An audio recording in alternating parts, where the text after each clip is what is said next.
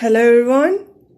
Today we'll be looking into final double consonants, but before we go into that, I'll have to tell you about the pronunciations of some of the consonants and double consonants when it comes in some certain positions and in some certain words. So we'll be going through that first. So for example, Nakshi. Nakshi means fishing. You can find these words in the material given in the description box below in page number 10.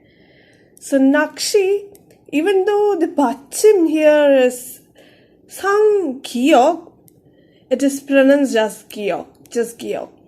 Like Nakshi, even though it is Sang Giyok there, it becomes Nakshi when we pronounce it. Same like that. In Buok also, Buok means kitchen. So even though Kiyak is coming here as Bachim, you would pronounce it as Giyok. Kiyak is coming here, but you would pronounce it as Giyok. The next word, up. Up means front. In front of something, or you're talking about anything and you're saying that that thing is in front of that, or it is you sat at the front or something like that. When you're talking about that, you would use up, front. Even though Peep is given here as Bachim, you would pronounce it as Beep. Next, Shiat. Shiat, even though Shiat is coming here, it is pronounced as Thigat. Shiat is the Bachim here, but it is pronounced as Thigat. So Shiat becomes Shiat.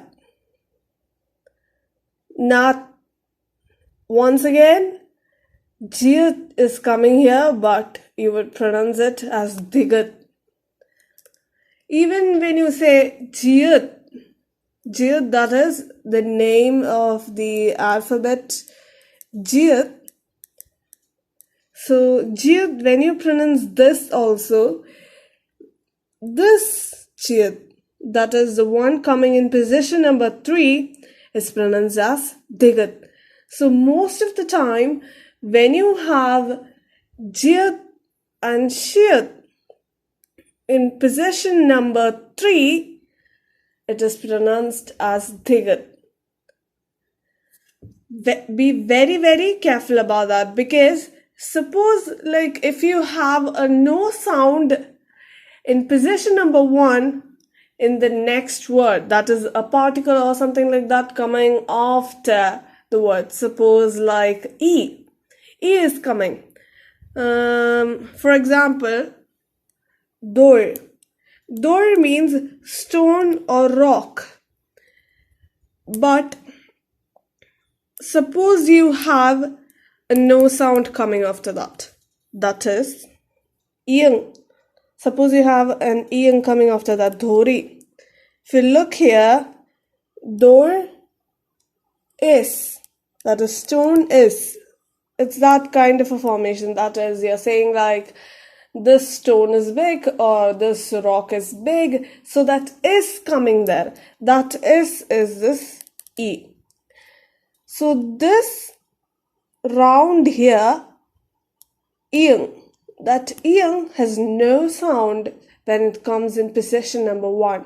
And if you don't know what these positions that I am talking about, that is positions 1, 2, 3, please look at the first English class that I had uploaded.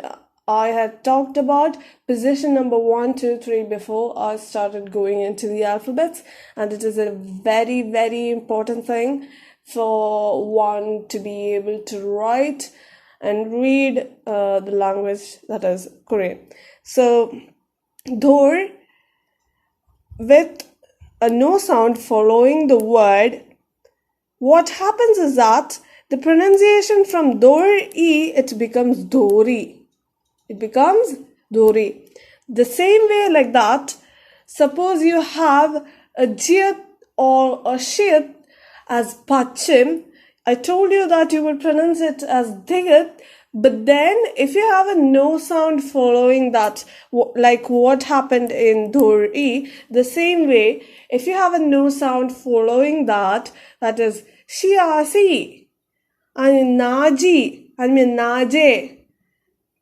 Suppose, like naj itself, this naj itself, in this nat, you have a no sound following it. That is, which often happens. Nat is a time word, that is day. We are talking about day, so it is the time of a day. So we have time and place particles in Korean. So time and place particle is this, A. So A starts with a no sound, that is ing. You can see that here. So this will be read as naje.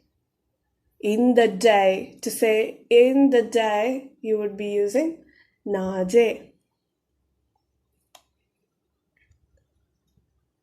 But when day comes alone, it will be na. As I told, it will be pronounced as tigat.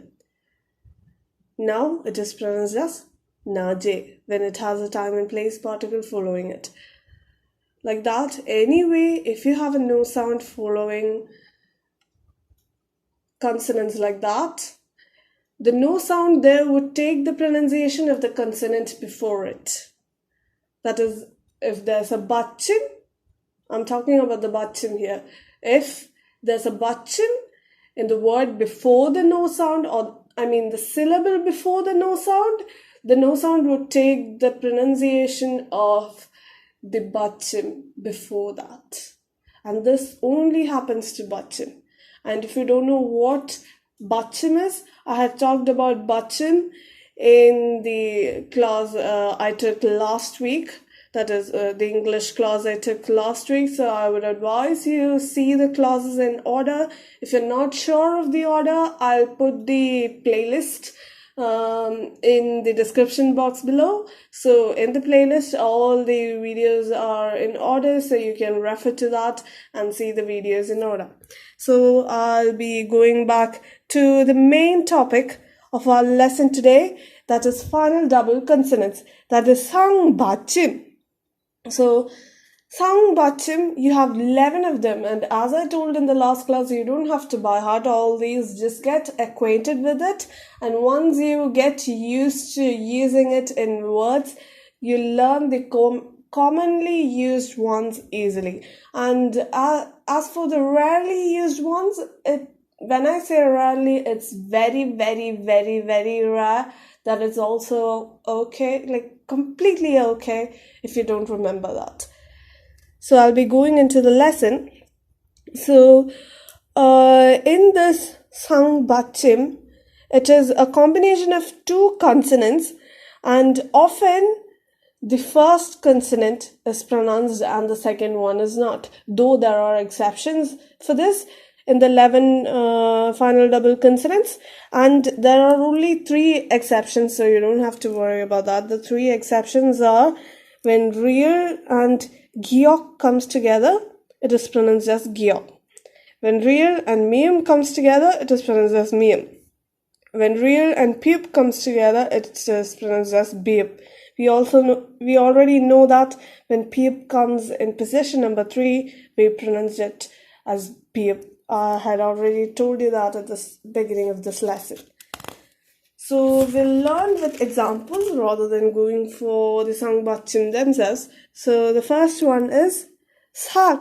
Sak means amount. It is not a commonly used word, but then it is not that rare either. The next one is anta. Even though jiyut is coming here, you pronounce it as anta. But then be very, very careful that it is because it is ending with a da here. All the words, like about 95 to 99% of the Korean words, when you're writing it in dictionary form, that is, you take a dictionary and look at the meaning of the words in a Korean dictionary, you would find all of them with da at the end like this, almost 98% of them. But then when you are using it in a phrase or sentence or something like that, very, very rarely can you see da coming like this, except in books maybe, and that too at the end of the sentence. Otherwise you would, most probably 80% of the time you would never see da coming like this. So when you are speaking, if you are telling someone to sit, anjaseyo or anjayo or anja. Anja means sit, that is bhammar. Bhammar means informal speech. First of all, know that in Korean there are 3 degrees or 3 levels of respect. One is informal, one is formal, and one is a lot more formal than the second form. So the first form is anja.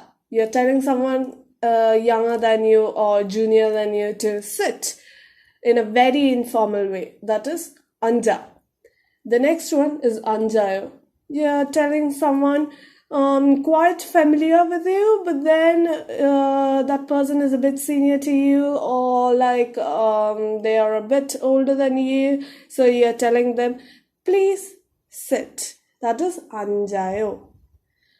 And the next form of respect, that is anjaseyo.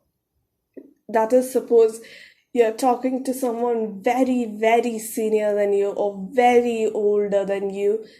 In that kind of a situation, you would use anjaseyo. So like that, we have 3 degrees of respect. And in all these degrees of respect, anja was followed by a no sound. First, you write this syllable, then a. That is, you would write it anja. This would be anja. And in this case, this bachin, as I told earlier, it is followed by a no sound, so it takes the pronunciation of this jid there. So that's how it becomes anja. Same way, for example, opta. Here, opta means not there, don't have. That kind of, no kind of meaning. So opta, you pronounce only the beep here. But then, when it becomes informal, that is opso. When it becomes informal, the shid pronunciation goes to the next syllable. It becomes opso instead of obo.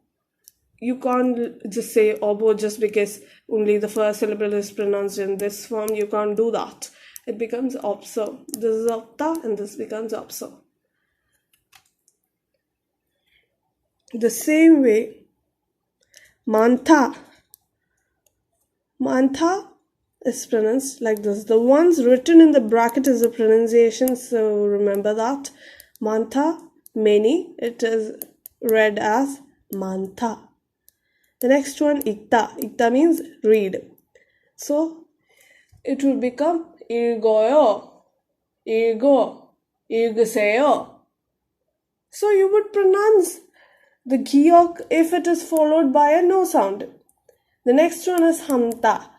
But then literally no one says samta unless da comes in the printed form. Okay, it would be written as samta, but then when you speak, it would be something like, suppose you're saying samta means boil, so it would become sarman gheran. Suppose you're saying a boiled egg. How to say a boiled egg? Gheran means egg. So sarman gheran. This real pronunciation, you would pronounce it sarman gheran. And samta is a quite common verb, so I would advise you remember that. So sarman gheran. In this case, meme goes here, so since meme pronunciation goes here, you would pronounce the real here. The next one is nirta. Nirta here is a bit special.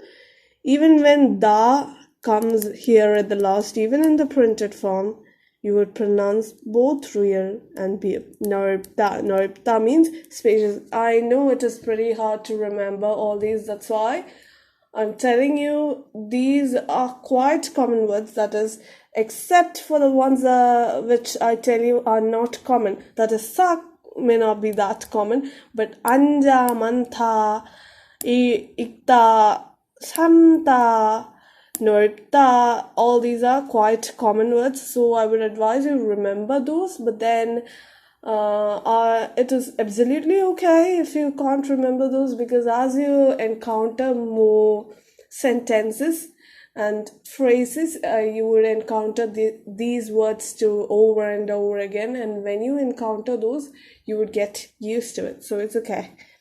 The next one is Vegor. By the way, the Norta pronunciation given here, that is wrong. So even though it is technically correct, you wouldn't do that in real life. It is Norta. The next one is Vegor. Vegor means a single way. And that is a very, very, very, very rarely used word. The next one is Haita. Haita means lick. And Haita is also another commonly used word. The next one is Upta. Upta is to recite something, and upta, unless and until you're talking about a recitation or something like that, upta is not that common of a word. The next one is ita. Ita is a very, very, very common word. So once again, I advise you to remember that. So ita means to lose something. So iro bhoryaso, you would say like that. Bhoryata means like you are throwing away something. But when you say iro bhoryaso, it literally means that you lost something. Iro bhoryaso. This is how you write iro bhoryaso. So iro bhoryaso means you lose something. But one sec. There's a mistake there. I'm sorry. Iro bhoryaso.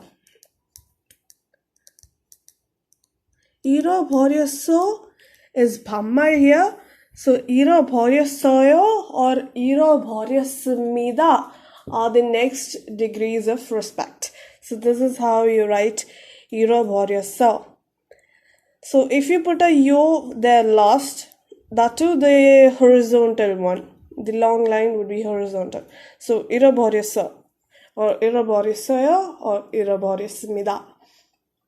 So iro bhoryaso means lose something. When bhoryaso comes alone, it means to throw something away. So be careful when you use that separately and together, don't confuse the meaning. And next is the last one, that is cups. Even though it is written, it is read as cup when it comes alone, but then it is usually heard and read and spoken as cups. Cups means the price of something, but then if you're asking the price of something, like you are taking an onion or something, like when you go to the market and you're asking the shopkeeper there or the market keeper there, that doesn't make sense, but still. Okay, so if you're asking the price of 1 kilogram of onions, how would you ask that? You wouldn't ask what is the cups. Kapshi moeo. You wouldn't ask that. Moeo means what? So you wouldn't ask that. Instead, you would ask orma. Ormaeo. That's how you would ask. Ormaeo. This is how you would write that. Ormaeo. Ormaeo. There are no sangbachins here. It's just normal consonants used as buttons and in position number ones here. So first you start with the no sound and then you write the O, then 얼마 예요, 얼마 예요. See, two lines are coming here, so it becomes 얼마 예요. 예 coming at the last like that with yo, that means it is 존댓말. 존댓말 means respectful or formal form. So I'll show you how to write 반말 and 존댓말. 반말, 존댓말. So this is how you write 반말 and 존댓말. 반말. This is rear here, and this is how you write 존댓말. 존댓말. Again, shield is coming in position number 3, and it is followed by another consonant. So, considering that it is not followed by ing or no sound, how you choose to call it, it is rather followed by mium here. So, since mium is following here, you will pronounce it as negate itself. If it was no sound, alright, you would take the sa here. And to remember 반말 and 존댓말, mar means words or speech. To say you're speaking, that words or speech is called mar. So 반말 informal speech, 존댓말 formal speech, and 반 means half. 반 when it comes alone, it means half. So you can remember that formal speech is full speech, like speaking fully, while informal speech is a shorter form or the more comfortable form of, or something like half form of the formal speech. So like that, you could remember 반말. 반말 means informal speech, and 존댓말 means formal speech.